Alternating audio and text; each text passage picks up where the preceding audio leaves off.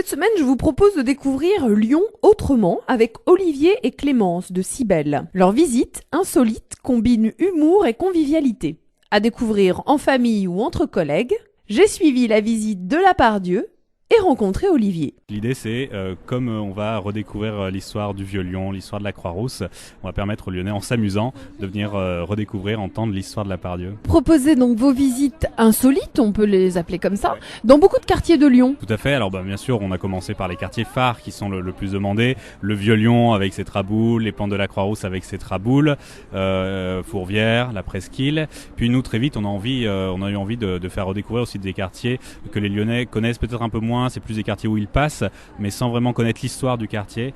Donc typiquement c'est la Guillotière qui a une histoire incroyable sur plus de 1000 ans, très parallèle à l'histoire de Lyon, jusqu'à que le quartier soit rattaché à Lyon au 19e siècle. C'est le quartier des gratte-ciel, c'est incroyable cette histoire, c'est ce projet urbanistique. Et là en plus dans cette visite on a un partenariat avec la SVU et on rentre dans l'appartement témoin qui est redécoré façon années 30. Voilà, les Lyonnais peuvent vraiment se replonger dans cette histoire-là aussi.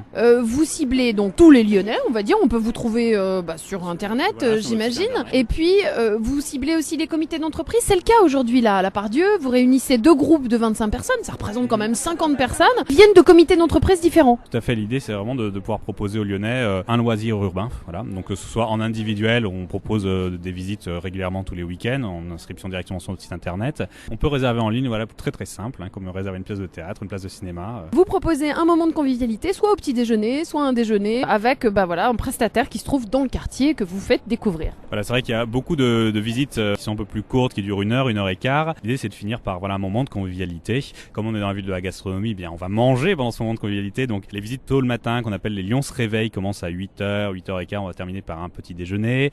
Pour ceux qui n'aiment pas se lever tôt, on peut avoir les visites apéro en fin de journée. On va terminer donc par un apéro autour d'un bon verre de vin. Puis parfois pour les groupes aussi, on peut très bien terminer aussi par un goûter, chocolat chaud, viennoiserie, gâteau, où les gens vont pouvoir parler aussi de leur vécu de la ville. On arrive à mélanger vraiment les générations dans les groupes. Pendant le moment convivial, les plus âgés racontent leurs souvenirs et transmettent de manière vivante des anecdotes. Alors là, quand ça se passe, c'est génial, nous on est ravis. Alors, comment vous constituez vos visites ? On fait ras de bibliothèque pendant des semaines et des semaines. Voilà, quand on a choisi un quartier, une époque, on va aller vraiment se renseigner. On n'a pas forcément de choses préconçues quel va être le thème de la visite. On sait qu'on va parler de ce quartier, de cette époque. Typiquement, là, sur celle de la Pardieu, on a découvert le personnage de Charles Delphante et toute cette histoire, son rêve, comment il s'est écroulé petit à petit. Du coup, on commence à recentrer les recherches. Une fois qu'on a le fond qui est bien constitué, on se dit quelle est la forme, quel va être le concept. Juste pour terminer, le nom de Cybèle n'a pas été choisi par hasard. Comme ça va permettre de terminer l'interview en rappelant le site internet www.cybèle-arts.fr. On voulait quelque chose qui rappelle l'histoire de Lyon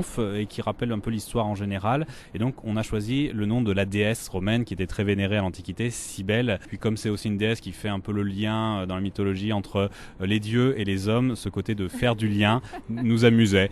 Alors, bon, je rassure les auditeurs, on se prend pas encore pour des dieux, mais c'est notre petit nom, voilà. Très bien, merci beaucoup Olivier et bonne visite. Merci Gaël.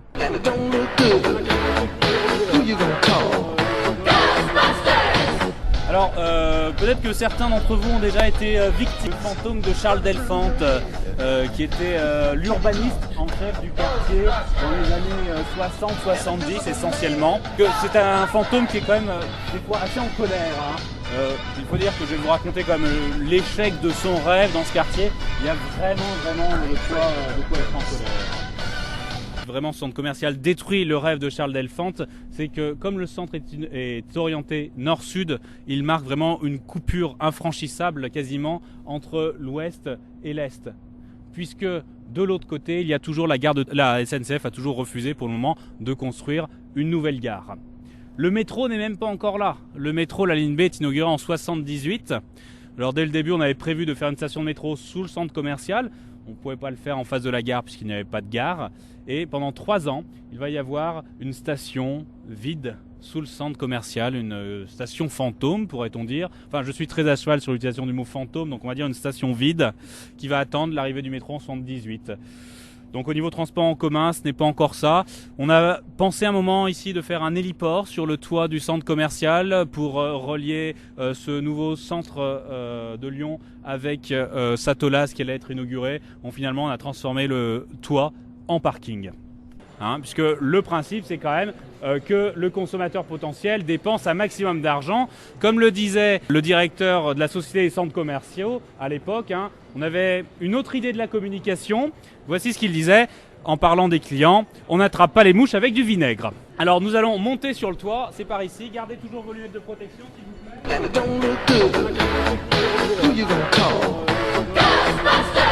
Séverine Durand, vous venez de suivre la visite de Cybèle ici à la Part-Dieu. Qu'est-ce que vous en avez pensé ? Comment vous avez vécu la chose, justement cette chasse aux fantômes ? Alors c'est très ludique, donc c'est assez marrant, et puis on rencontre des espaces qu'on n'a pas du tout l'habitude de croiser, qu'on n'imagine pas du tout dans le quartier de la Part-Dieu. Entre collègues, entre midi et deux, ça prend pas beaucoup de temps, ça fait découvrir le quartier dans lequel on travaille et on vit, donc c'est hyper intéressant. C'est un bon moment, ouais.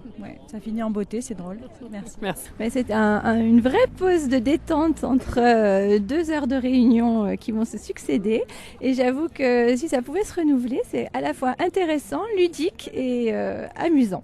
Oui, j'ai beaucoup apprécié, j'ai trouvé que c'était un bon moment de détente et une jolie promenade, et en plus j'ai appris plein de choses. Si vous voulez en savoir plus sur les visites de Cybèle, www.cybele,